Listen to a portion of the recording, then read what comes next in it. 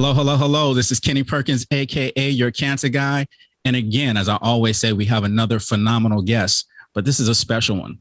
I'm bringing to you today a celebrity makeup artist. Now, she hates that, right? But it's the truth, right? So this woman has graced the counters of Chanel. She's been doing this for over 15 years. And in fact, I asked her, I said, how did you get into it? She says, I do all things beauty. What an amazing person. And I think you're going to love her too. Let's bring our next guest in, and it's RaeDawn. What's up, RaeDawn? Hi, everyone. Hi, Kenny. Thank you for having me on. Thank you for the lovely introduction. Absolutely. I'm excited to be here with you today. Oh, RaeDawn, I really appreciate you taking time out of your busy schedule and to be able to come in here on Talk Oncology and discuss with me and the viewers just how this touched your life. And, cancer, if people don't have it, they usually know someone who has had it, right? So talk to us a little bit about how you have been in contact or exposed to cancer. I would say my first time ever really experiencing what cancer is, what it means, and how it really affected my life was when I was about 14 and I was in high school, and I had moved from New York to North Carolina, and I met this young girl. It was like, it was almost like she asked me, could she be my friend? And we just were connected at the hip, literally. And we did everything together. And then one day out of the blue, I remember we were at our lockers and I said to her name was Miyaka. And I said, Miyaka, one of your hips is bigger than the other. And we kind of laughed, and she was like, oh, I'm just getting fat. And it's so strange because I feel like I sometimes can sense or see certain things when it's not right with people, or, just when it's just not right. And so when I said that to her again, we jokingly laughed it off. And then I recall it moved pretty quickly. That following week, she ended up always limping. She was limping for a full week. And she said, yeah, my aunt, she lived with her aunt and I think her grandmother. And they said that they were taking her to the doctor. They took her to the doctor. And I think that following week, they still didn't know what was going on with her. And then they finally said that it was some type of rare cancer, type of bone cancer, I believe it was. This was so long ago. And I remember she said that, and it was just growing bigger and bigger. And her hip was it was just this lump growing bigger and bigger on her. And I just remember how fast it moved. And she told me she had cancer. And I was just like, well, what does that mean? And I remember always going to visit her at the hospital. And then eventually they said, she wanted to be at home and that she didn't want to be in the hospital receiving treatments. And eventually it was they were saying that she was going to pass away. And I remember I went to her house one day after school and we watched Armageddon, and she fell asleep because she was going through treatments. And I remember how tired she was all the time and she could barely stay up. And then the song played, from Armageddon, Aerosmith. And I remember looking at her sleeping and just thinking, how pretty she was and how I wish that it was me and not her having to suffer the way that she was suffering. And that was rough. And then I remember I came home from school that next day after watching that movie with her. And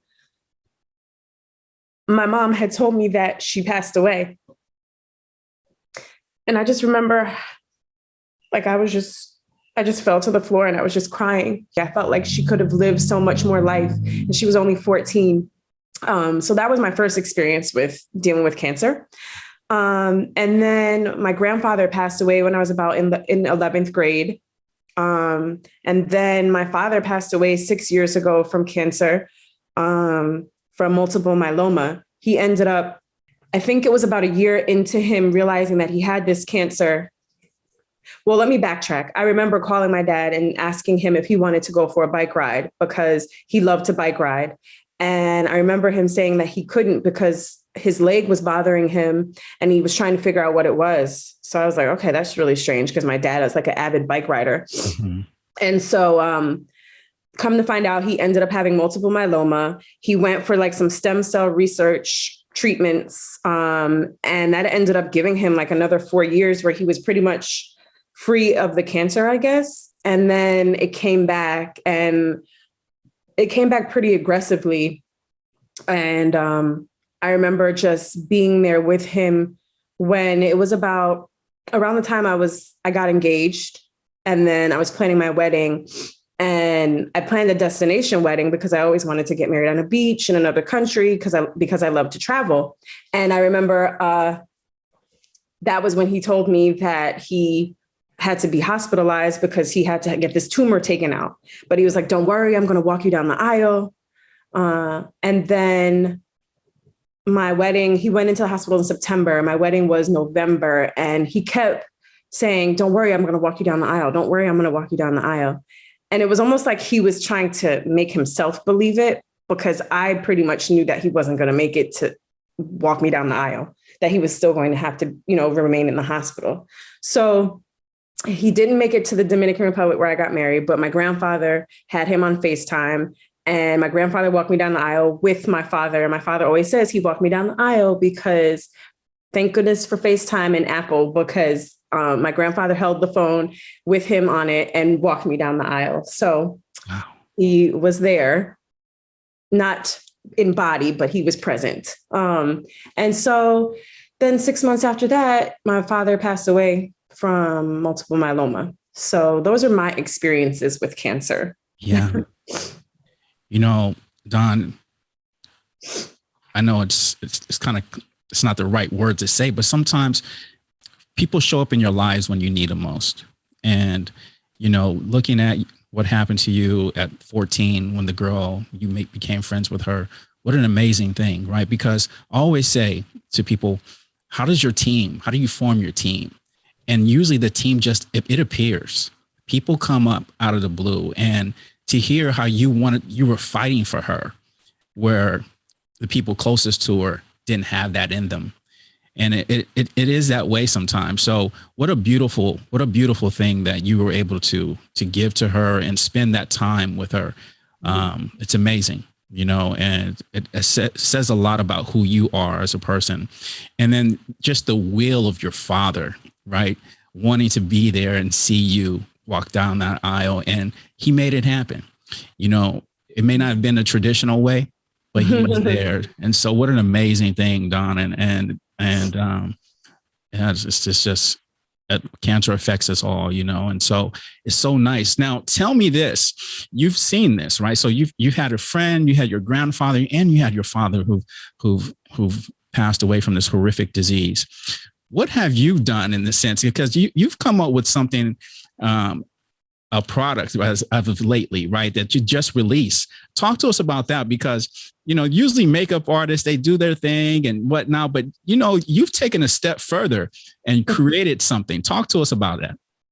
Well, I wanted to create a product now because I'm always around women, whether they're the everyday woman or, a celebrity or someone that's in front of the camera.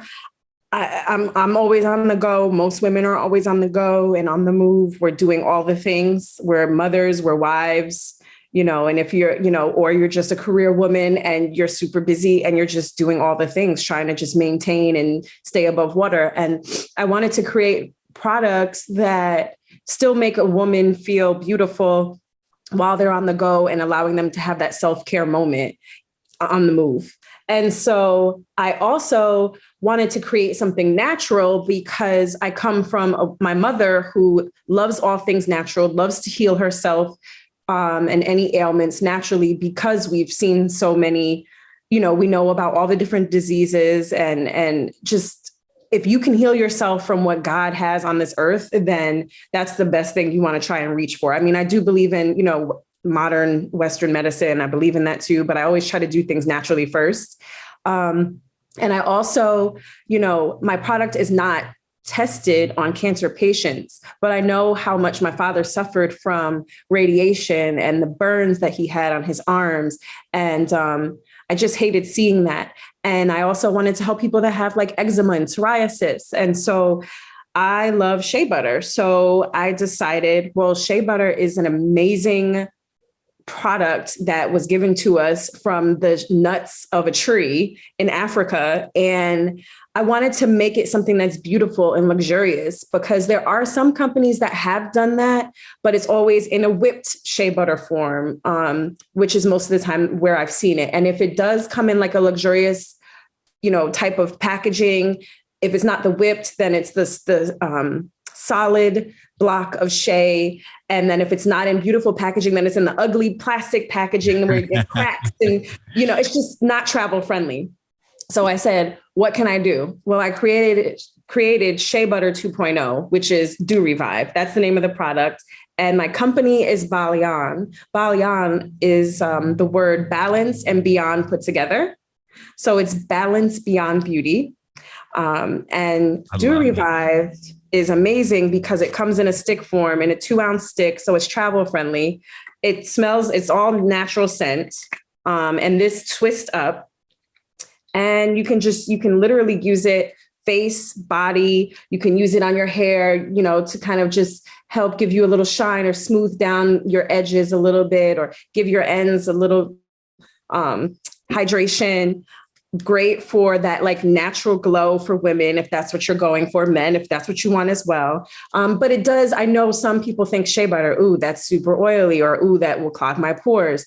This is dermatologist tested, and shea butter actually doesn't clog your pores. Plus the ingredients in this, which is why I call it Shea Butter 2.0, all the other ingredients like rosehip oil, pomegranate oil, squalane, vitamin E, all of these things help balance the moisture in your skin. So you're not going to suffer from extra oil on the skin. So does it go on at first a little heavy? Yes, it does, but it does absorb super quickly. So it's not your traditional shea butter. So some people will say, why am I paying $28 for a small stick when I can pay for a big tub of shea butter for like $9? Because again, you're getting all the extra ingredients that go into this. And it's travel friendly. And it really does help with psoriasis, eczema, fine lines. It also fights free radicals that roam around all over the air that we don't see. It helps with sunburns. I tell people, take it on the beach with you. If you catch a sunburn, it cuts down. For people high yellow like me, I do sunburn sometimes, and it cuts down on the peeling that you end up with on your skin. So it's an overall great product. I love to put it on my heels because in New York, we walk everywhere and the heels get a little funky, a little crusty. So, slather this bad boy on and your skin just gets softer and softer. I love it. And I love the name and how you took two names and brought them together, Balaeyon. I love that. And, I tell you, RaeDawn, that's one of the things that happens in this field with these cancer warriors, whether it's breast cancer, I've treated as a radiation therapist. I tell the patients, usually after 3 weeks, you'll start to notice your skin turning red, a little sensitive. And so there needs to be a certain type of cream to put on that. So when you're talking about this being something that can help with that, help with burns, that's perfect. You're dealing with prostate patients, a lot of men, right? Obviously, they also get those reactions from the radiation. So to be able to know that there's a product out here that not only just helps with burning, but it moisturizes, and it's Shea Butter 2.0. What an amazing thing you created.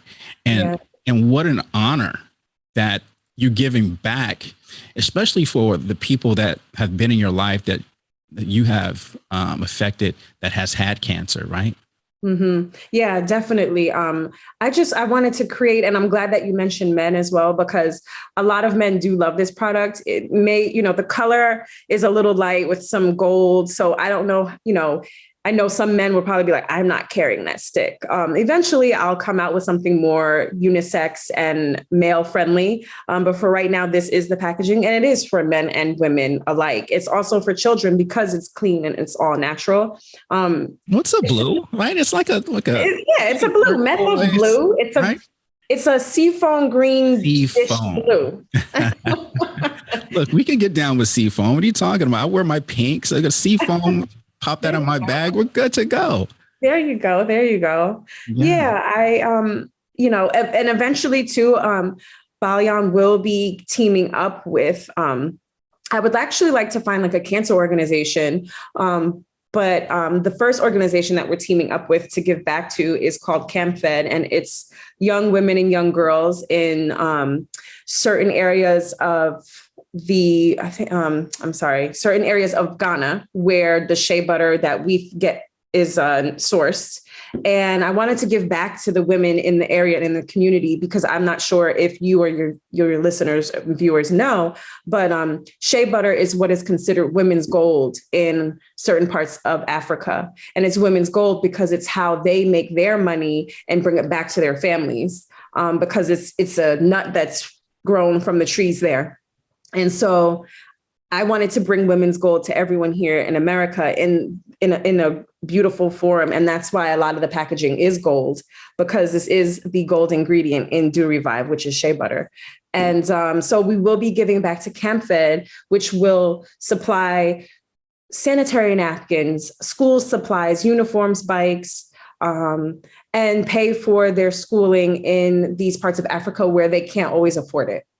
So that's why I'm excited to team up with them soon. I wanted to wait like a full year to make sure that this product is something that people want on the market and, actually can sell and people actually want it. So what an amazing thing. RaeDawn, thank you. Thank you for that. Thank you for your innovation.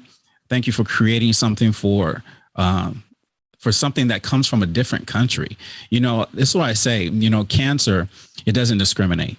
And it doesn't matter young or old, black or white, it doesn't matter. It can come to you.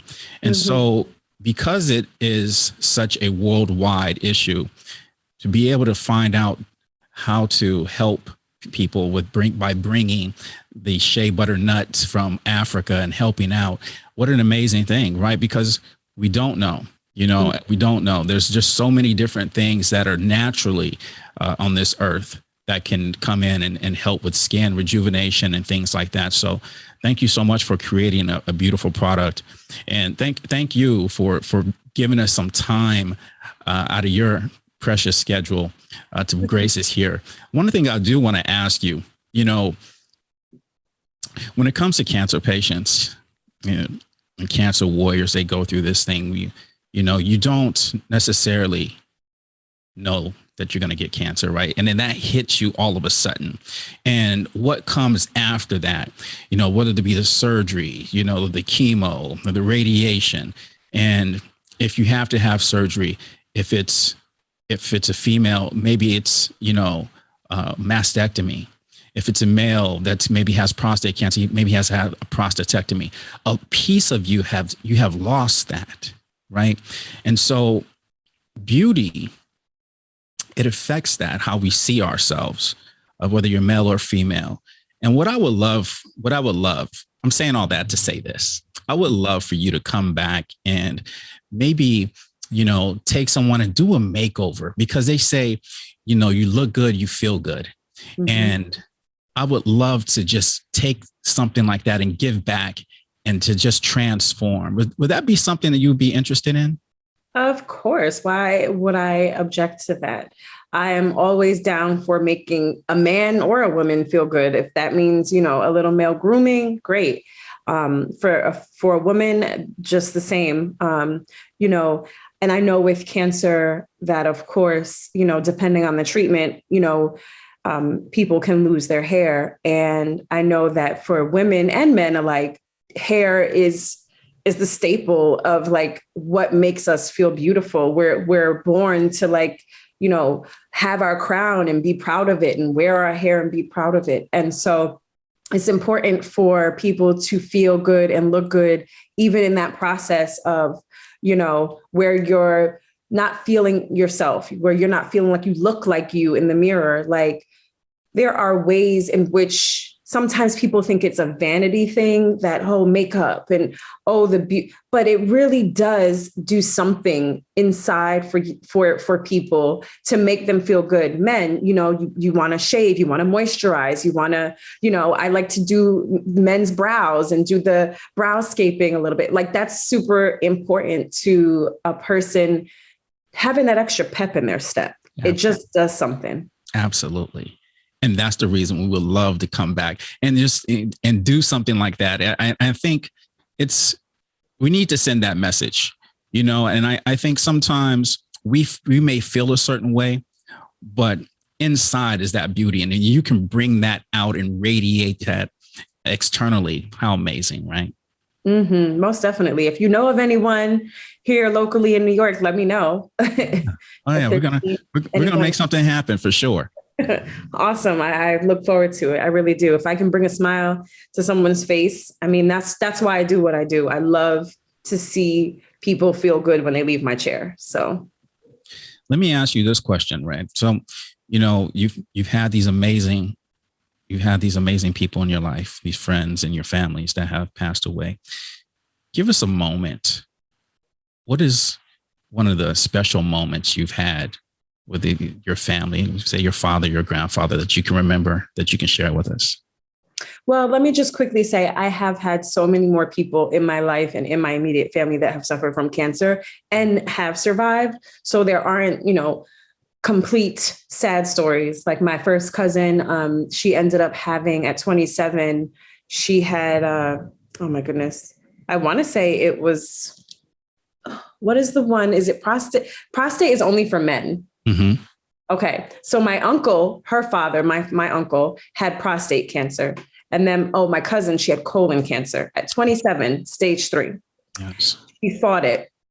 And the one thing that's like the common denominator in everyone, even my father, my grandfather, and my friend Miyaka, everyone was a fighter.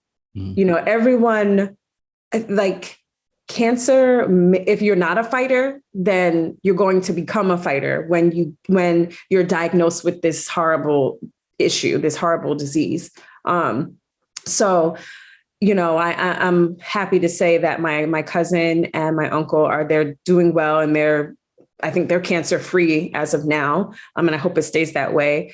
Memories with Miyaka, as I said, my one memory of her that I loved is that she was a cheerleader and she was good at it. And we just always did everything together, the mall, the movies, everything. And like I said, that one time watching the movie Armageddon always will just stay etched in my mind. And that's why I love the soundtrack to that movie so much. I love Aerosmith because of that. And then my grandfather smoked all the time.